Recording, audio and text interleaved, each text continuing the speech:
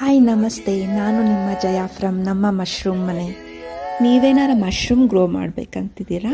ಈ ವಿಡಿಯೋ ನಿಮಗಾಗಿ. ನೀವು ನೋಡ್ತಿರೋ ಬ್ಯಾಗಲ್ಲಿ 2 ಸೈಡಲ್ಲೂ ಪಿನ್ನಿಂಗ್ ಸ್ಟಾರ್ಟ್ ಆಗಿ ಹೆಲ್ದಿ ಮಶ್ರೂಮ್ ಗ್ರೋ ಆಗಿದೆ. ಹೆಲ್ದಿ ಮಶ್ರೂಮ್ ಗ್ರೋ ಆಗಬೇಕಂದ್ರೆ 5 ಪ್ಯಾರಾಮೀಟರ್ಸ್ ತುಂಬ ಇಂಪಾರ್ಟೆಂಟ್. ಆ 5 ಪ್ಯಾರಾಮೀಟರ್ಸ್ ಯಾವುದಂದರೆ temperature, humidity, proper air exchange, indirect light, last but not the list, hygiene. ನನಗೆ ಕೆಲವು ದಿನಗಳಿಂದ ಮೆಸೇಜಸ್ ಬರೋಕ್ಕೆ ಸ್ಟಾರ್ಟ್ ಆಗಿದೆ. ಅಕ್ಕ, ಫ್ರೂಟಿಂಗ್ ಟೈಮಲ್ಲಿ ಮತ್ತು ಸ್ಪಾನಿಂಗ್ ಟೈಮಲ್ಲಿ ಟೆಂಪರೇಚರ್ ಮತ್ತು ಹ್ಯೂಮಿಡಿಟಿ ಎಷ್ಟಿಡಬೇಕು ಅಂತ.